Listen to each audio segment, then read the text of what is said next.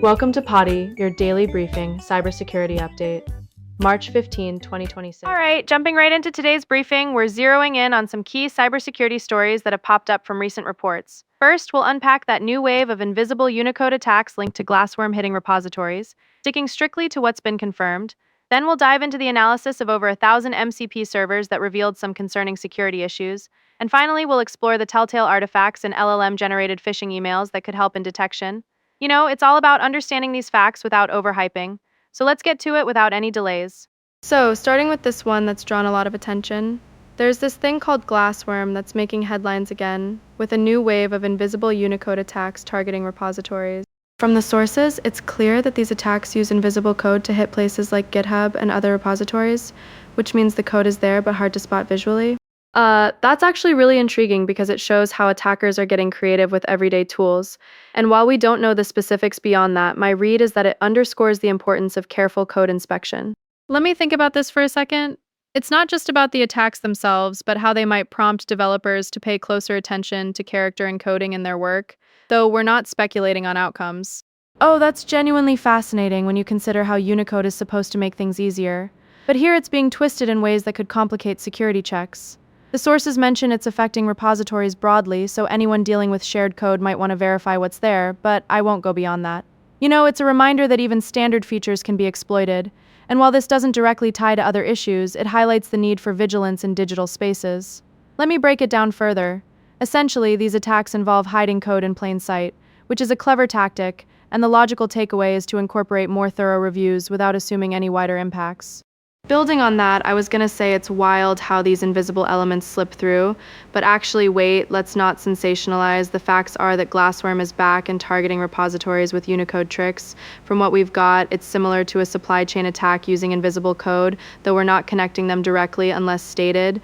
That's so interesting because it points to evolving methods in cyber threats, and my take is that staying updated on such tactics could be helpful for anyone in the field.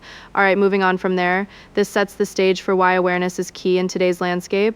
Shifting to our next story, let's talk about that detailed analysis of 808 MCP servers, which uncovered that 66% had security findings, with 427 of them classified as critical. The sources specify that these findings involve things like tool poisoning, toxic data flows, and potential code execution vulnerabilities, painting a picture of widespread issues in these systems.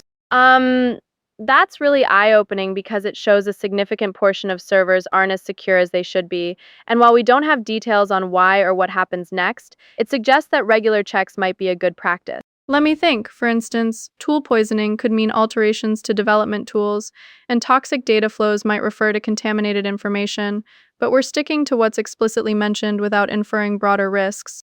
When you look at numbers like 66% with findings and 427 critical ones, oh, that's absolutely concerning, as it indicates potential weak points in networked environments.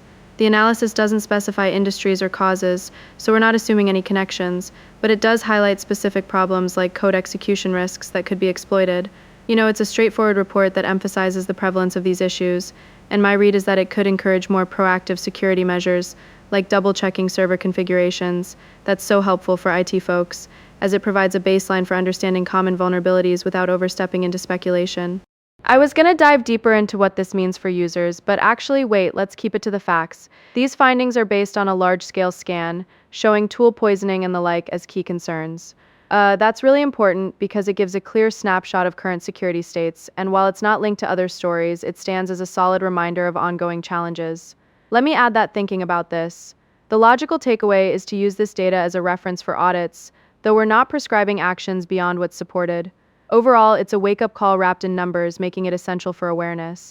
Now, wrapping up our main topics, let's get into this one about detecting LLM-generated phishing emails through the artifacts left by bad actors. According to the sources, these emails often include specific signs like HTML comments saying "as requested," mentions of localhost in what should be production contexts, and even a yellow highlight artifact that slips through the cracks. Oh, that's actually really useful because it reveals how automated threats aren't always flawless, providing clues for better detection.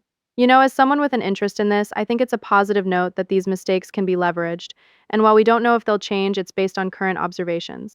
For example, Seeing as requested in an HTML comment or localhost references in professional emails is a red flag that security teams could train on, making it easier to spot fakes. That's so clever because it turns the attacker's errors into defensive tools, and my take is that this could enhance email security protocols without us having to predict future developments. Let me think about how this plays out. It's not just about the artifacts themselves, but how they demonstrate imperfections in AI-generated content, which is a grounded observation from the material. That's genuinely helpful for everyday users, as it offers a practical way to stay ahead. I was gonna say this might revolutionize phishing detection, but actually wait, let's stick to what's confirmed. These artifacts are present in the emails we've seen, and that's it. Oh, that's really interesting because it shows that even advanced tools leave traces, and while we're not linking it to other threats, it stands alone as a detection method. It's a reminder that technology has flaws, and the logical takeaway is to incorporate artifact checks into routines, keeping things practical and fact-based. All right, to wrap things up, let's quickly recap what we've covered in this briefing. We started with the glassworm attacks using invisible Unicode on repositories, highlighting how such methods are being employed. Then we delved into the MCP server's analysis with its stark figures on security findings and critical issues. Finally, we explored the artifacts in LLM-generated phishing emails that could aid in identification. It's all about piecing together these facts to stay informed, and while there's a lot to unpack, it's clear that cybersecurity is always evolving.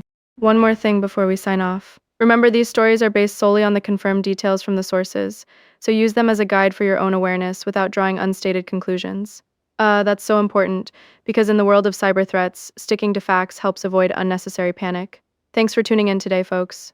Until next time, keep those digital defenses sharp and stay vigilant.